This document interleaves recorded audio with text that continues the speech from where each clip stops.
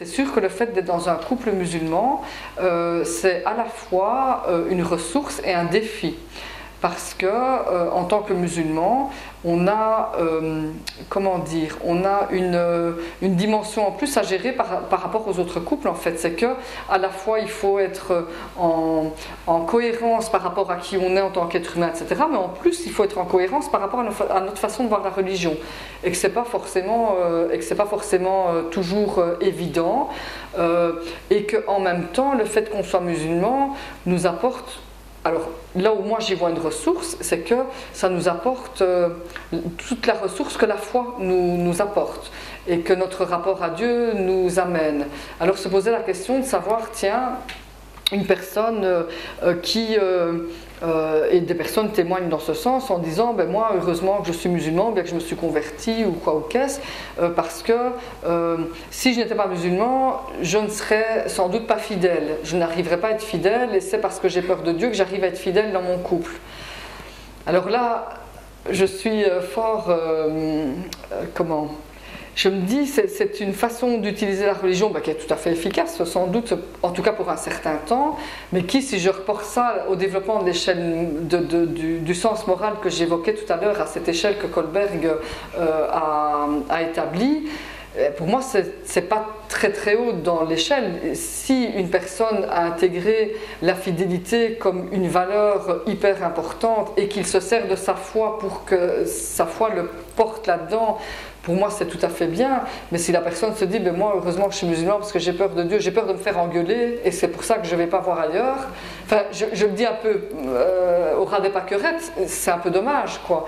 Et là pour moi cette façon de voir les choses n'élève pas l'être humain. Ce qui élève l'être humain, c'est justement de considérer la fidélité comme une valeur de référence. Et puis après en tant qu'humain je peux être faible et je peux être tenté, et là je vais me servir de ma foi pour m'accrocher à ma valeur. Voilà, c'est un peu le regard que je porte par rapport à ça. Et puis s'il y a autre chose qui vient, c'est vraiment le bienvenu par rapport à ces questions, parce que je pense que ce sont des questions qui sont centrales. C'est aussi, moi en tant que musulman, où est-ce que je me situe dans mon rapport à Dieu? Est-ce que Dieu et ma religion, c'est un cadre? Bien sûr c'est un cadre, mais est-ce que ça vient juste me cadrer comme attention la punition, ou est-ce que ça vient m'élever? Voilà, et ça c'est tout un questionnement spirituel fondamental qu'on va retrouver peut-être dans certaines approches plus branchées sur attention et d'autres approches plus je m'élève, mais ça c'est une question très personnelle. Alors la question écrite, et puis il y a deux questions orales, m'a-t-on dit. Quoi faire quand il y a une absence d'éthique dans le couple, exemple un manque de respect, de la violence, et à quel moment savoir que nous ne pouvons plus continuer ensemble? Ces deux questions, et la deuxième est une question que je suis très contente d'avoir parce que ça vous permettrait d'aborder quelque chose de primordial. Alors d'abord, quand il y a une absence d'éthique dans le couple, quand il y a de manque de respect, de la violence, je pense qu'il ne faut pas rester tout seul, il faut demander de l'aide, c'est important. Et si on se sent dépassé, en tout cas, ce qui est important, c'est d'essayer d'être, je ne sais pas si c'est une dame ou un monsieur qui écrit la question, mais en tout cas d'être celui ou celle qui va pas en rajouter, autant que faire se peut évidemment. Ce qui est compliqué, c'est que quand la violence s'installe, c'est que la violence, elle ne s'installe pas dans le vide, et que je fais des conférences parfois entières là-dessus pour expliquer ce qui est à l'origine d'une violence qui surgit dans un couple. Et c'est vrai que ce qui est important, c'est d'essayer de comprendre pourquoi cette violence elle est là, pourquoi soi-même, alors toujours partir de soi, pourquoi soi-même on est pris là-dedans. Parce que même si c'est nous qui recevons des coups, hommes ou femmes, parce qu'il y a des hommes qui subissent de la violence dans des couples, y compris dans des couples musulmans, pourquoi suis-je celui ou celle qui reçoit la violence? Quel est alors je mets des gros guillemets parce qu'on ne va pas me faire dire ce que je n'ai pas dit, quel est le rôle que je joue dans ce processus-là? Ça ne veut pas dire que c'est de ma faute que je me fais taper dessus, hein, pas du tout. Dans un couple violent, celui qui produit de la violence, il a un problème, c'est sûr. Hein, on est d'accord, il y a quelque chose qui est à régler de primordial, mais si moi je suis impliquée dans un processus violent, même en tant que victime, c'est que quelque part j'ai commencé, peut-être malgré moi, mais en tout cas il y a un moment dans ce processus qui se répète, je joue un rôle, et ça il faut en prendre conscience. Et souvent on a besoin d'un coup de main extérieur pour en prendre conscience, et quand on est pris là-dedans, c'est très compliqué. Il y a une notion très importante, c'est la notion d'estime de soi et de respect de soi-même. Si la personne qui est en face de moi ne me respecte pas, c'est important d'essayer autant que faire se peut de reconnecter avec son estime de soi et de se dire non, moi je ne mange pas de ce pain-là. Si quelque chose est contraire à ma dignité, eh bien je le refuse. Après, si je n'y arrive pas, il faut demander de l'aide. Dieu nous a prescrit de vivre les uns avec les autres, et donc il y a des instances, et c'est parfois très difficile de demander. Moi j'ai déjà aidé des personnes à s'enfuir de certains couples, etc. Je peux m'investir là-dedans en tant que thérapeute, mais la première personne qui doit avoir le réflexe, c'est la personne qui subit de la violence. Si vous enlevez, même des enfants, enfin les enfants c'est encore un autre problème, mais si vous enlevez une personne, par exemple une femme qui est prise dans un processus de violence, tant qu'elle n'aura pas décidé, tant qu'elle n'aura pas le déclic, elle va y retourner. Parce qu'elle n'aura pas compris. Voilà. Alors ce sont des choses qui sont vraiment très délicates. Après, à quel moment savoir que nous ne pouvons plus continuer ensemble? Il y a une erreur qu'on fait souvent là-dedans, c'est de se dire, tiens, tous les couples ont une fin. Ça, c'est une réalité. Idéalement, c'est la mort. Ça, c'est quand on a réussi à faire un couple qui a une durée de vie très très longue. Et puis, parfois, c'est le divorce. Il faut aussi revenir à quelque chose de très réaliste par rapport à la durée de vie d'un couple. C'est de se dire qu'on a des durées de vie extrêmement longues, qu'on n'a jamais eu de couple aussi long que maintenant, potentiellement. Et qu'en vivant très très vieux, maintenant, on peut avoir des couples qui vont durer 50 ans et parfois plus. Il faut savoir que quand l'espérance de vie était plus courte, forcément on avait parfois la chance d'avoir un couple qui se termine alors que ça ne marchait pas bien. Il faut savoir que du temps du prophète sallallahu alayhi wa sallam, on a tendance à idéaliser les couples qu'il formait, alors qu'ils étaient des humains et qu'ils avaient forcément l'éthique islamique comme base, mais avec toute leur nature à chacun, et donc ils n'étaient pas tous patients, etc., etc. Et qu'il y avait des divorces, il y avait des mariages, que les sahaba étaient d'abord aussi tous des convertis, donc ils avaient aussi ce djihad à relever, que donc c'était pas toujours simple, il y a des couples qui se sont défaits parce qu'il y avait l'islam aussi qui intervenait à un moment, etc., etc. Voilà, ça c'était une petite réflexion philosophique par rapport à la durée des couples. Et ce que j'ai envie de dire, c'est que l'erreur qu'on fait souvent, c'est quand on évalue, quand on n'est pas bien dans un couple, quand ça ne fonctionne pas, quand on ne trouve pas son compte, quand il y a de la violence, quand il y a de la mésentente, etc. On mesure on mesure la viabilité du couple quelque part au mérite de chacun.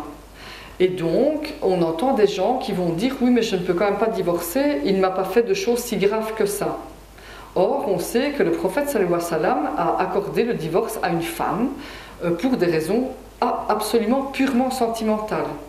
Elle est venue le voir en lui disant « Moi, j'ai épousé cet homme-là, il me plaît pas trop, j'accroche pas, enfin voilà, avec ces termes de l'époque évidemment, quand je le regarde je le trouve le plus petit, je vaux mieux des autres, c'est pas lui, c'est pas vers lui que j'ai envie d'aller, etc., etc. Le prophète sallallahu alayhi wa sallam lui a accordé le divorce.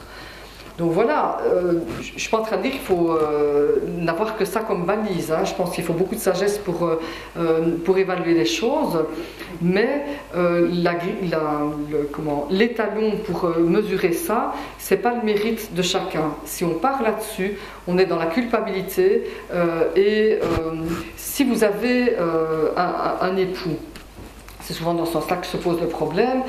Il travaille, il est fidèle, il rentre tous les soirs à la maison, il donne de l'argent à sa femme, etc., etc. Elle n'a rien à lui reprocher par rapport à ça. Mais elle ne trouve pas son compte dans le couple, elle n'est pas bien, etc., etc. Faut-il pour autant attendre que le gars ait dépassé toutes les limites pour pouvoir évaluer en quelque sorte la viabilité du couple, pas forcément. Quand moi je reçois des gens en thérapie de couple, j'essaie d'évaluer avec eux quel potentiel en tant qu'humains, eux, ils ont à partager dans ce couple-là qu'ils forment, dans ce couple particulier-là qu'ils forment. Parce qu'un couple, ça se forme toujours sur ce qu'on appelle un mythe fondateur. Qu'est-ce qui nous a réunis à un moment ? Cette chose-là nous a réunis. Est-ce que nous avons pu, de ce mythe fondateur, créer quelque chose qui devient dynamique et qui fait qu'il va se renouveler, ce mythe fondateur ? Et il va faire que nous allons continuer à trouver de l'intérêt ensemble l'un pour l'autre parce qu'on aura pu cultiver quelque chose ou pas. Et l'impasse dans laquelle certains couples se trouvent à certains moments, c'est qu'ils se marient, il y a un mythe fondateur qui est là. Je vais prendre un truc très simple à comprendre. Imaginons que quelqu'un se soit construit dans l'idée qu'il peut être utile en soignant. Il rencontre quelqu'un qui a une maladie grave et ils forment un couple super uni. Et puis un jour, celui ou celle qui avait la maladie grave guérit. Eh bien, je vous assure que ce couple-là, il va falloir qu'il fasse un sacré travail. Ils vont passer par une période de crise pour retrouver un nouveau mythe fondateur éventuellement. Parce qu'ils se sont unis sur certains, ils se sont trouvés, ils ont répondu à des besoins à un moment de leur vie, et puis il faut que ça puisse devenir dynamique et que ça puisse se développer. Sinon, à un moment, parfois le mythe fondateur, il touche à sa fin, et donc ce couple-là n'est plus viable. Pourquoi ? Parce que plus personne ne trouve son compte là-dedans, et que les gens deviennent tristes. Les gens n'ont plus de plaisir à vivre ensemble et s'ils n'arrivent pas à se retrouver sur quelque chose, eh bien c'est un couple qui va se terminer sans qu'aucun des deux ait démérité en fait. Simplement, voilà. Des couples comme ça, j'en accompagne de temps en temps. C'est pas ce que je préfère faire. Moi, je préfère aider les gens à rester ensemble, c'est plus gai, c'est sûr. Mais en même temps, c'est important de pouvoir accompagner les gens dans ce qu'ils vivent dans ces réalités-là. Donc, comment savoir qu'on ne peut plus continuer ensemble ? Eh bien, je pense que, alors, dans le cas des transactions violentes, je pense que ça ne peut pas continuer. Moi, je ne pourrais jamais cautionner ce genre de choses, mais je ne suis pas non plus de celles qui condamnent absolument en disant ce ne sera jamais possible. Je pense qu'il faut faire un travail et que ce n'est pas souhaitable qu'un couple reste ensemble sur des bases comme ça c'est sûr. Mais je ne prescris à personne le divorce non plus. Je pense que la décision de divorcer est quelque chose qui est éminemment intime et qui ne regarde personne d'autre que nous et Dieu. Dans le cadre qui est le nôtre, c'est-à-dire qu'il faut garantir la prise en charge des enfants, il faut que ça se fasse de façon éthique, dans le respect, etc., etc. Je n'ai pas dit qu'on fait ce qu'on veut, qu'on claque la porte demain, etc. Pas du tout, hein. Je pense qu'il y a un travail qui doit se faire à l'intérieur du couple, mais qui ne regarde personne. Et qu'à un moment, il faut être éthique, il faut parler à l'autre, il faut lui donner les éléments, etc., etc. Et que si ça se passe comme ça, voilà. Et il y a des cas où c'est effectivement, même parfois préférable que ça se passe comme ça. C'est un sujet qui est vaste. Question ? Oui ? Apparemment.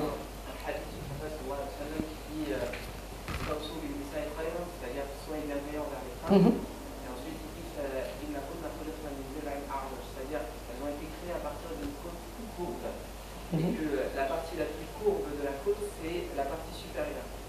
Et en fait, je suis imam dans une mosquée ici, et j'ai eu en fait à citer ce hadith dans une khutba, etc. Et avec, on va dire, un commentaire, ou on va dire une interprétation particulière de ce hadith-là qui n'a pas plu à certains fidèles. Et j'aurais aimé savoir si vous aviez une interprétation au vu des connaissances qui sont les vôtres et l'expérience qui est la vôtre par rapport aux questions de couple et de particularités que la femme a par rapport à comment vous interprétez ce hadith, comment vous comprenez.